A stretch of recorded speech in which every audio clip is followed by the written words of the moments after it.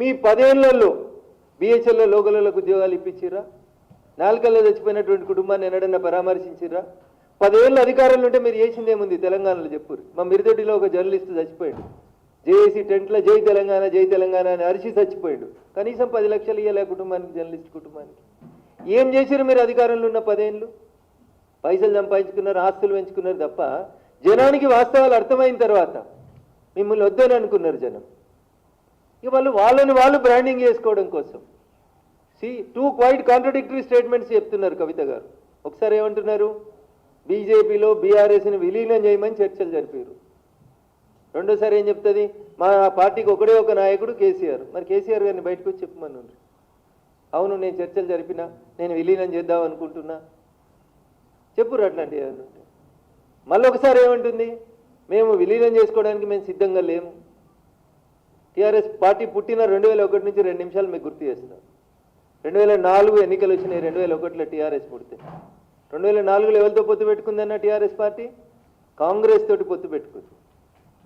గులాం నబీ ఆజాద్ గారితో పాటు పిసిసి అధ్యక్షుడు వాళ్ళ ఇంటికి పోతే 2004లో పొత్తు పెట్టుకుని రాష్ట్రంలో కేంద్రంలో 2 చోట్ల మంత్రులు ఉన్నది టీఆర్ఎస్ ప్లస్ కాంగ్రెస్.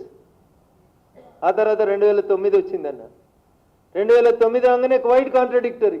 అప్పటిదాకా తిట్టిన సిపిఎం తోటి పొత్తు పెట్టుకున్నారు, సిపిఐతో పొత్తు పెట్టుకున్నారు, తెలుగుదేశం పార్టీతో పొత్తు పెట్టుకున్నారు, మహాకూటమి అని చెప్పి పొత్తు పెట్టుకున్నారు. పొత్తులు మీరే పెట్టుకుంటారు. 2004లో ఒక పొత్తు, 2009లో ఒక పొత్తు, 2014 తెలంగాణ వచ్చింది. ఏం చేసిర్రు? మేము విలీనం చేద్దాం, మాకు దర్శనం ఇస్తే చాలు, మమ్మల్ని కాలు మొక్కనిస్తే చాలు, మొత్తం కాందాని వస్తామని పోయిర్రా పోలేదా? దండం పెట్టిర్రా పెట్టలేదా? ఫోటోలు దిగిర్రా దిగలేదా? పొత్తులు మీరే పెట్టుకుంటారు, విలీనాలు మీరే చేసుకుంటారు, మీరే ప్రకటనలు చేసుకుంటారు, మీరే ఆలింగనాలు చేసుకుంటారు. పోనీ ఎన్నడన్నా బీజేపీ తోటి మీకు మాకు ఏమైనా పొత్తుందా? ఇవాళ ఈ రాష్ట్రంలో భారతీయ జనతా పార్టీ ఒంటరిగా ఎదుగుతున్న బీజేపీని చేసేందుకు చెత్త పంచాయతీలు, చెత్త స్టోరీలు తప్ప ఏముందన్న అందులో? ఎవరు అడిగారు నిన్ను విలీనానికి? ఎవరు అడిగారు నిన్ను పొత్తు పెట్టుకోమని? నీతో పొత్తు పెట్టుకోవాల్సిన అవసరం మాకేముంది? 2014 నుంచి 2018 మీ నాయన పరిపాలన తర్వాత 19 ఎన్నికలలో మేము 4 ఎంపీలు గెలిచిన వాళ్ళం. 2019 ఎన్నికలలోనే 4 ఎంపీలు గెలిచినాం. 24 వచ్చేసరికి 4ను 8 చేసుకున్న వాళ్ళం మేము. సో భారతీయ జనతా పార్టీ సొంతంగా ఈ రాష్ట్రంలో తన కాళ్ళ మీద తాను నిలబడుతున్నప్పుడు మమ్మల్ని ప్రత్యక్ష యుద్ధంలో గెలవడం చేతగానోళ్ళు, అశ్వత్థామ అథో నరో కుంజరో అన్నట్టు సాటుకుంటే అందరు కలిసి ఆలింగనాలు చేసుకొని ఎవరికి పైసలు ఇస్తున్నారు, ఎవరెవరితో రాపిస్తున్నారు, ఎవరెవరు ఎందుకు రాస్తున్నారు, ఇవందరి ఉద్దేశం భారతీయ జనతా పార్టీ తెలంగాణలో ఎదుగుదలను ఆపాలి. ఇది అయ్యేది కాదు, అది పోయేది కాదు. మేము చాలా స్పష్టంగా ప్రజల మనసులు గెలుచుకొని ఓట్లకు పోతున్నాం తప్ప మేము పైసల పంచాయతీ చేస్తలేము. మీ దగ్గర మస్తు పైసలు ఉన్నాయి, మస్తు పైసలు ఇచ్చిర్రు. 2023 డిసెంబర్ ఎన్నికల ఫలితాలని తారుమారు చేసుకునేందుకు ప్రయత్నం చేసిర్రు, జనాలని మభ్య పెడదామని చూసిర్రు. పైసలు గెలిపి ఎప్పుడు కూడా ప్రజలకు సేవ చేసేటోళ్ళు గెలుస్తారు తప్ప పైసలు ఇచ్చేటోళ్ళు కాదు.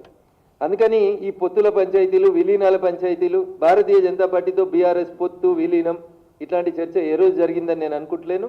మా హైకమాండ్ తోటి కూడా ఎవరు జరిగింది చేసిందని కూడా పార్టీ పెద్దల దృష్టిలో అయితే ఎక్కడ లేదు. అయినా నేను ఒకటి అడుగుతాను, ఊకే చిట్ చాట్ ఏందన్నా? ధైర్యం ఉన్నది కదా నీకు? డైరెక్ట్ ప్రెస్ మీట్ పెట్టు. చిట్ చాట్ ఏంది అంటే మీడియా మిత్రులను ఏదో గోల్మాల్ చేస్తుందికా?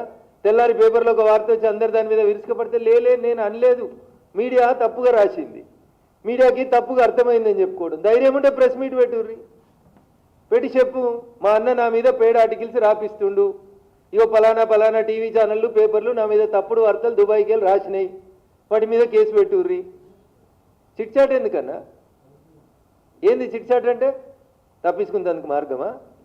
ఆ పేపర్ వాళ్ళు తప్పు రాసిరు, ఆ పేపర్ వాళ్ళకి నా భాష అర్థం కాలేదని చెప్పుకోవడానిక?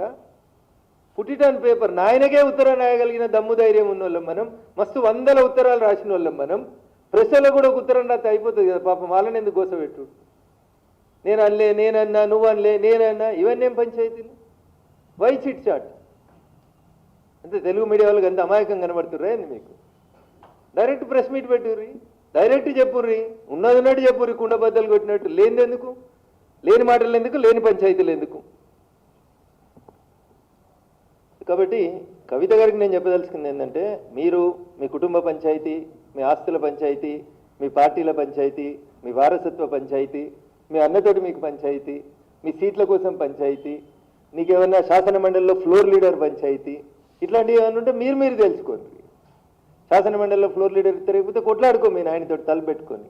దానికి చిట్చాట్ల పేరిట మా పార్టీని, భారతీయ జనతా పార్టీని అనవసరమైనటువంటి వివాదంలోకి లాగొద్దని సోదరి కవిత గారికి నేను ఈ సందర్భంగా చాలా స్పష్టంగా చెప్పదలుచుకున్నాను.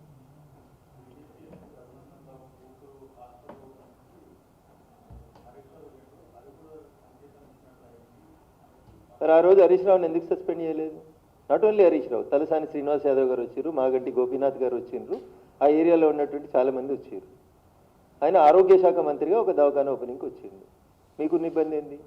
ఒకవేళ హరీష్ రావు గారు బీజేపీ కోవర్ట్ అని మీకు అనిపిస్తే తెల్లారి ఎందుకు తీసేయలేదు క్యాబినెట్లోకి వెళ్ళి?